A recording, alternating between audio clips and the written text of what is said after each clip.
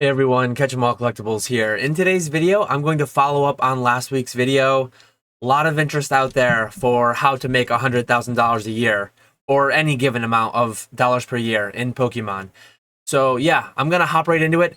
If you want to watch that video in its entirety, I'm going to link it right there.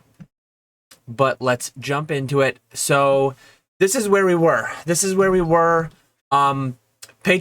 Patreon is there. A lot of people ended up joining after last week's video.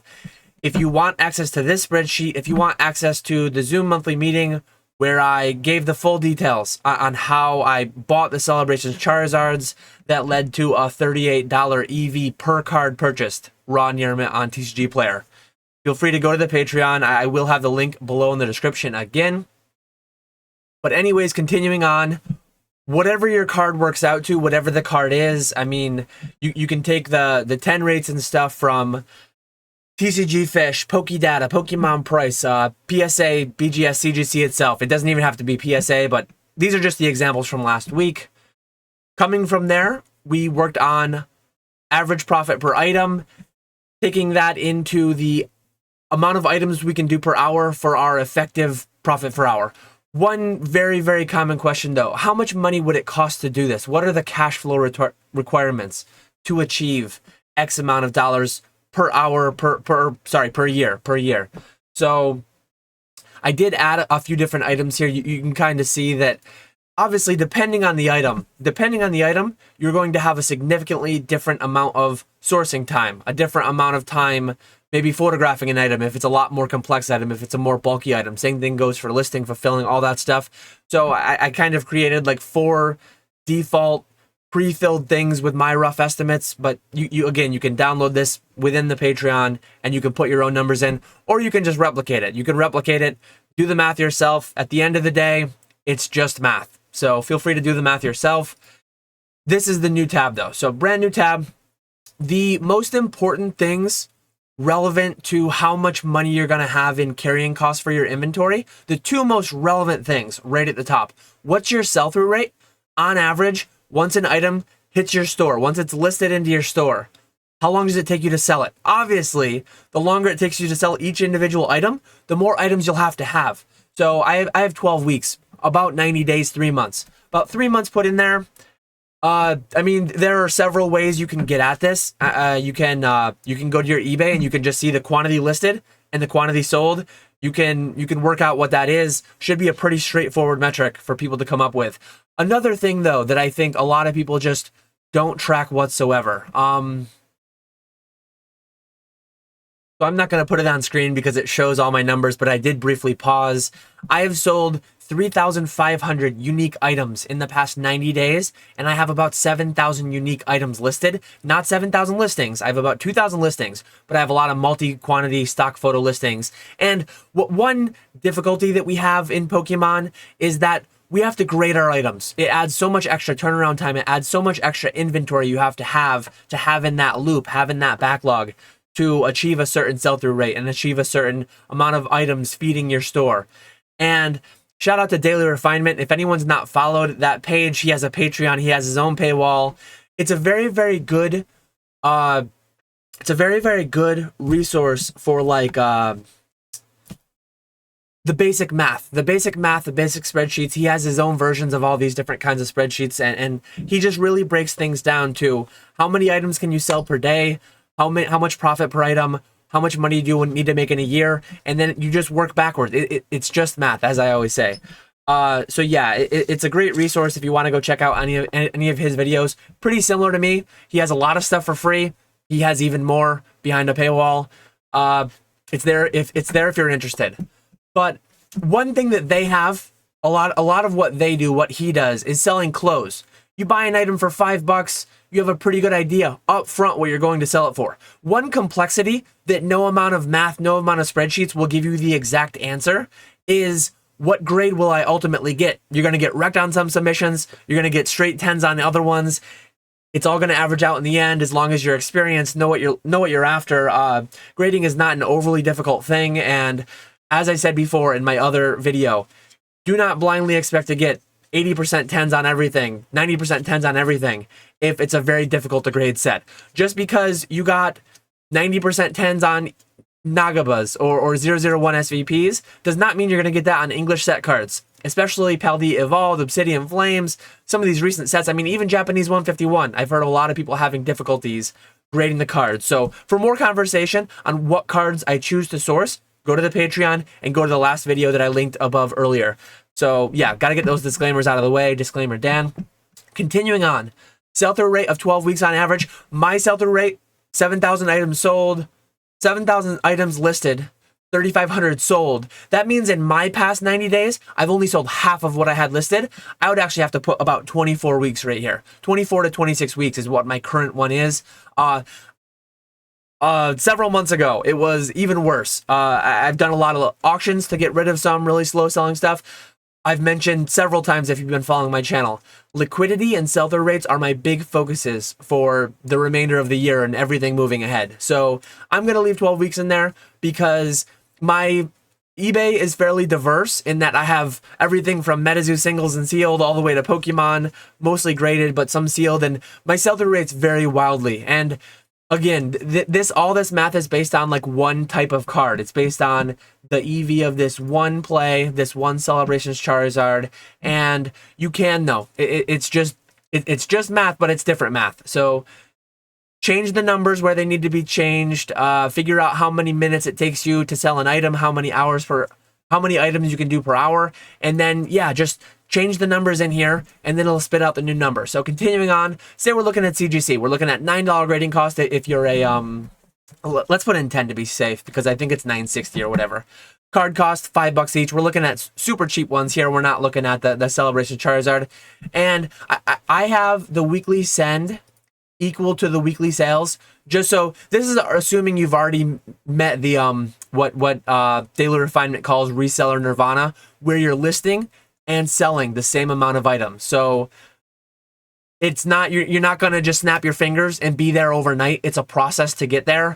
I mean, watch my YouTube videos, listen to Poke Flips. My journey is being documented here on YouTube. So where I've been, where I'm going, where I'm at today, it's all out there. I mean, unfortunately not going back several years, but a couple years now, at least on YouTube. eBay items listed to maintain such is pretty basic. It's if you're listing 100 cards a week and your average sell-through rate is 12 weeks, you need about 1,200 listings to maintain that. Every week you will list 100 new and sell 100 that were already listed. So yeah, you'll just be at an equilibrium with that 1,200 listings and your grading backlog. You'll also have 1,200 cards out for grading. So do the math. I mean it's just math. 2,400. 1,200 plus 1,200, 2,400 times $5 each, and then half of those you've already paid the grading fees. So it's yeah, it's right there. It's right there for you. You're just doing the math on what the card costs. Yeah, it's the card cost times. It almost feels like it should be a little bit higher because it's 2,400 cards. I think I might have done the math here wrong.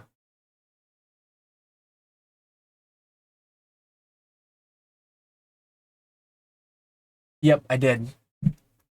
So fixing the math there, it is actually $36,000 on these numbers. If you're selling 100 cards a week, if you're sending out 100 cards a week for grading, and note that this is 1,200 eBay items listed. This is not necessarily unique listings.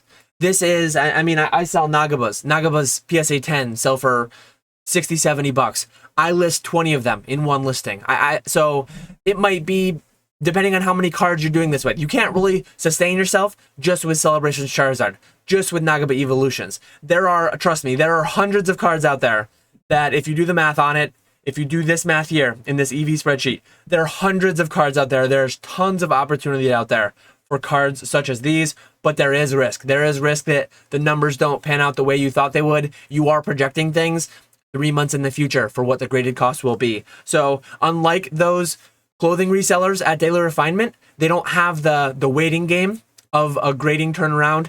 They don't have the guessing game of what their cards are going to get or what their clothes are going to get graded or anything like that. So we do have some more complexity here, but I think we have a lot more simplicity too, in that we can sell 100 of one card through one listing, and they can't sell 100 pieces of clothing through one listing. I mean, unless they're buying something new and selling that way. But yeah, it's interesting to just do the math. these numbers here, you could make $50,000 per year if you're netting a $10 EV per item. So you're taking a $5 card, you're adding $10 for grading, and then you're selling it not for $25. $25 would be like a gross profit.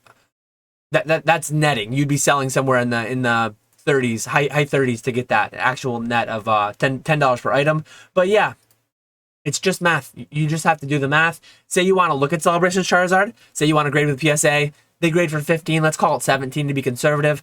Card cost. What did I have? I think it's down some right now, but last I did it was 84. If you're doing it with Celebrations Charizard and go back to our $38 profit per item, you're making $190,000 a year on $242,000 of carrying costs. So you got to work your way up there. Again, if you're wherever you're starting from, everyone's at a different point.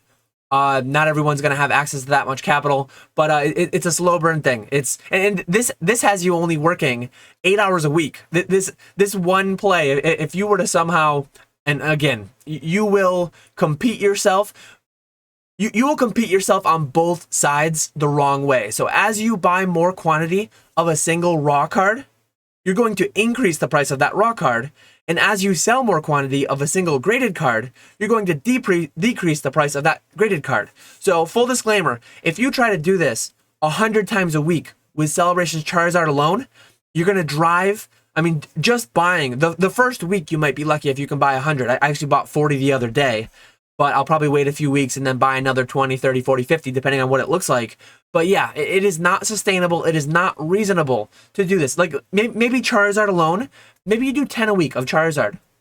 I changed the wrong one. I'm supposed to change the green one. Maybe you do 10 cards a week of Charizard, and your carrying cost of Charizard alone, your carrying cost of one card alone is $24,000, and you're making 19 grand. You're literally working, this might be rounded too, you're working 8/10 of an hour a week based on this timing.